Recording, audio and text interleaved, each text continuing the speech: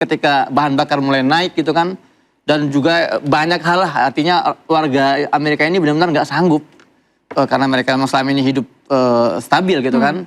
Nah dari sini pun kita bisa melihat sementara warga Iran satu pun nggak ada itu yang menuntut pemerintah Iran untuk berhenti perang. Anda kembali diinterupsi pemirsa, kita lanjutkan ke Bang Tabrani terkait dengan tadi center of gravity. Apa yang Anda maksud dengan itu? Ya, dalam teori perang itu seperti yang dirumuskan oleh Van Clausewitz dalam bukunya On War itu ya. Jadi setiap masyarakat atau negara yang berperang itu dia harus mencari titik-titik yang disebut dengan center gravity, titik kuat atau titik lemah gitu. Kalau itu dikuasai, maka dia bisa memaksa musuh untuk menuruti apa kehendaknya. Karena perang itu, kata Van itu adalah politik dalam arti lain yang menggunakan senjata. Sementara diplomasi adalah perang tanpa senjata. Nah, untuk perang senjata itu kan ada ujungnya. Dia harus diakhiri dengan perundingan. Untuk menyeret lawan ke perundingan, center gravity-nya harus dikuasai. Di mata Trump, center gravity itu sekarang ada dua, yaitu fasilitas nuklir dan Selat Hormuz. Jadi begitu Iran menutup Selat Hormuz, kata Trump, gue blokade ini selat ini. Karena dengan cara itu ekonomi Iran itu akan bisa dicekik habis. Karena ya ekspor atau impornya kan melalui Selat Hormuz sebagian besar. Misalnya minyak ya, kita lihat terdata dari anggaran belanja militer IRGC kan. Yang terdata itu kan 7,4 miliar US dollar. Sementara yang tidak terdata itu ada 23 miliar US dollar. Nah sisanya ini kira-kira 14 atau 15 miliar ini dari mana gitu. Nah itulah jualan minyak secara tidak organisasi. Ya tidak terdeteksi melalui Selat Hormuz. Dari situ nanti IRGC bisa membiayai operasinya, misalnya membiayai proksi di Hizbullah. Proksi tapi kan itu hak Iran, Bang. Ya, tapi dari mana dia dapat duit? Itu harus ditutup gitu. Ditutup dengan cara menutup Selat Hormuz. Itu kan terbukti baru 15 hari ditutup, kan mulai teriak-teriak di mana-mana gitu. Jadi rupanya dengan serangan bom itu nggak ada pengaruhnya. Atau pengaruhnya sedikit sekali gitu. Tapi begitu ekonominya ditutup, wah mulai itu RGC itu berteriak-teriak. Jadi kata Trump, center gravity-nya itu adalah Selat Hormuz. Baik. Jadi bukan hanya diplomasi dan lain-lain sebagainya. Dari tapi situ nanti bisa diseret ke diplomasi. Perlawanan Iran dengan tadi Anda katakan angka budget yang tidak mumpuni begitu ya, masih terus melawan serangan dari Amerika. Anda melihat seperti apa prinsip Iran ini? Nah Iran kan melihat ini kan kedaulatan negaranya gitu. Misalnya nuklir gitu ya. Nuklir itu walaupun sudah ada 5 atau 6 kali keputusan Dewan Keamanan PBB. Mulai tahun 2006 ya. 2006, 2007, 2008, 2010. Sampai nanti di era Obama ya 2015. Itu kan ada titik temu saat itu dengan negara-negara Eropa. Di mana Iran hanya boleh pengayaan sampai 30%. Tapi di era Trump tahun 2017, Trump tidak terikat dengan kesepakatan yang dibuat oleh Obama. Karena Trump tidak sepakat, kata Iran kami juga nggak perlu mematuhi perjanjian non-proliferasi nuklir itu. Maka sekarang dinilai Iran itu sudah, ini penilaian ya, telah mencapai pengayaan itu ke 60% lebih. Gitu. Untuk membuat bom nuklir itu hanya butuh 20% lagi. Sampai 90%. Tapi apa yang ditakuti? Karena kan katanya di 2025 disampaikan di dalam Kongres ketika mengintegrasi Pete Hegseth, dikatakan 2025 program nuklir ini sudah dihancurkan. Tapi apa yang masih ditakutkan oleh Amerika? Saya mau tahu tanggapan dari Bang Hussein dulu. Sebelum saya masuk ke jawaban ini, saya sebetulnya ingin mengkritisi dulu ya penjelasan tentang yang tadi disampaikan oleh Pak Tabrani ya, Pak Tabrani.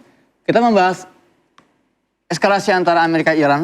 Seolah kita lupa bahwa sebetulnya nuklir itu bukan masalah utamanya. Bahwa ada peran Israel di situ yang menggeret Amerika untuk menyerang Iran kan. Kalau kita melihat, ini yang saya baca, 70 tahun yang lalu itu sebetulnya Amerika itu malah memotivasi Iran untuk punya nuklir. Betul ya? Nah tapi kenapa sekarang berubah? Sebetulnya bukan karena nuklirnya, tapi karena Iran menolak untuk berada di bawah hegemoni Amerika, gitu kan? Dan terus kenapa harus tahun ini 2026 ya, atau 2026? Kenapa harus sekarang? Kenapa enggak bertahun-tahun yang lalu kan? Dan ini bukan lagi rahasia bahwa dunia memahami yang menyebabkan pecahnya perang antara Iran dan Amerika ini Netanyahu yang berkali-kali mengajak bahkan mendorong sehingga mengeluarkan file Epstein itu kan salah satu cara Netanyahu untuk memberikan tekanan, blackmail Amerika untuk akhirnya menyerang Iran. Nah pada akhirnya Donald Trump terkait masalah center of gravity itu tanpa adanya blokade Amerika terhadap Strait Hormuz pun saya rasa Iran akan bertahan gitu karena Iran sudah diembargo bukan hanya sekarang sudah puluhan tahun diembargo. Maka saya ingin bertanya ke Pak Tabrani. Ketika memang rute diembargo tapi tidak menutup Selat Hormuz. Ya. Gimana Bang? Iran itu memang sudah 47 tahun diembargo oleh pihak barat. Tapi Selat Hormuz nggak pernah diblokade seperti sekarang. Ya ini jadi masih ada napas. Gitu. Baik, ini serangan langsung ya blokade itu ya. Saya lebih agresif. Ke Pak Tabrani ketika tadi mengatakan Garda Revolusi mulai berteriak itu seperti apa bentuk teriakannya? Karena yang saya pantau di media-media internasional itu IRGC bahkan menunjukkan steadfastness-nya atau resilience-nya terhadap keputusan Selat Hormuz. Silakan dijawab Bang Tabrani. Ya berteriak itu kan berarti tolong kami nggak begitu. Di pertama ya kan juru runding itu kan diganti sama dia. Misalnya Muhammad Ghalibaf gitu kan. Diganti Muhammad Jalili. Kenapa? Ghalibaf dianggap melanggar kesepakatan. Kok ente bahas di situ tuh membahas proposal tentang nuklir. Karena diganti akhirnya Trump melihat ini nggak layak diajak untuk sebagai juru runding karena tidak bisa memutuskan apa-apa gitu. Yang kedua, ya kalau dia nggak terdesak ngapain dia berkunjung ke Moskow, berkunjung ke Rusia gitu. Karena itu dia merasakan dia sudah terdesak gitu. Kalau hari biasa-biasa aja ngapain datang-datang gitu. Jadi ini sebut satu indikasi gitu, ya kan? Itu yang kita lihat gitu. Jadi kalau ada yang mengatakan Iran tidak terdesak, IRGC nggak berteriak gitu. Harusnya biarin aja lo tutup aja terserah kan gitu kan. Tanggapannya Bang Hussein terkait dengan IRGC tadi? Ya kita sepakat kalaupun perang berlanjut setelah ini, maka kita akan menyaksikan sesuatu yang namanya War of Resilience itu, perang ketegaran.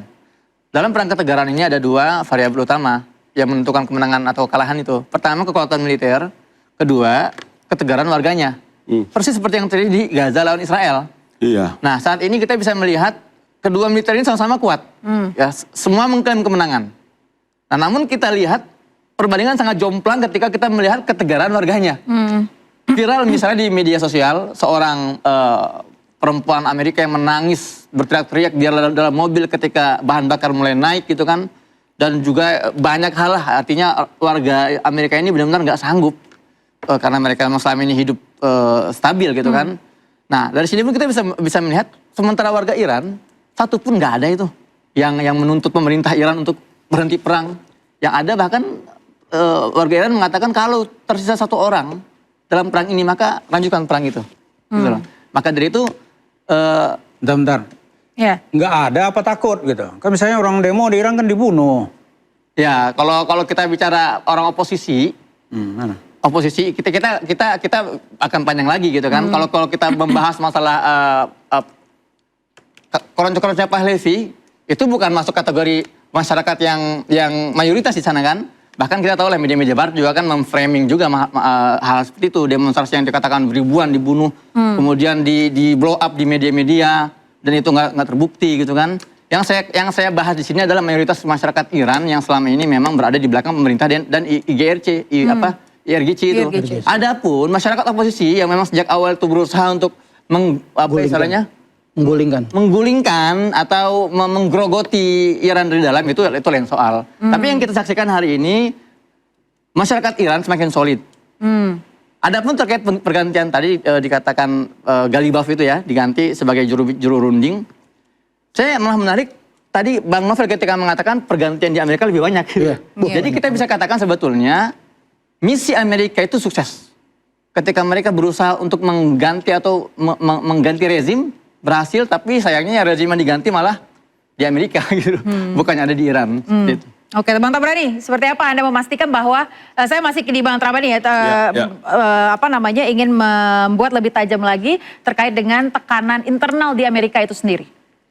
Ya memang ya kita akan melihat perang ini sesuatu yang sedang terjadi. Trump itu bagi masyarakat Amerika sekarang ini seperti yang disuarakan oleh Farid Zakaria ya di CNN itu, dia sangat khawatir dengan sepak terjang Trump di dalam perang dengan Iran. Gitu. Kenapa? Karena begini, kalau Trump ini mungkin bisa meruntuhkan rezim Mullah katanya. Tapi dia akan digilas oleh sejarah. Gitu.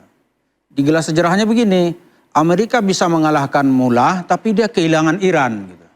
Karena yang untung kata Farid Zakaria, yang untung itu nanti Cina. Kan suatu yang tragis, kita yang berdarah-darah, mengeluarkan anggaran, mengirim tentara untuk mati, yang menang Cina. Gitu. Karena itu kata Farid Zakaria, lebih baik Iran menjadi musuh Amerika daripada Iran itu kacau. Gitu. Kalau kacau, siapa yang bertanggung jawab? Di Irak kita sudah kalah. Gitu. Tapi dikatakan oleh Bang Hussein, orang-orang di Iran semakin solid lah. Apakah di Amerika sendiri bisa seperti itu? Nah, Amerika itu kan negara demokrasi ya. Setiap perangnya saya kira nggak ada orang yang satu suara. Nggak ada. Semua itu menentang. Ada yang setuju, ada yang tidak. Perang Teluk juga begitu. Jika perang Teluk pertama, Bush itu kan di demo besar-besaran. Itu satu yang kita lihat. Oke, saya mau tanya juga Bang Novel terkait dengan apakah orang Amerika akan bisa sesolid dengan warga-warga Iran saat ini. Tapi jangan dijawab dulu, kita akan jeda terlebih dahulu, tetaplah di Interupsi.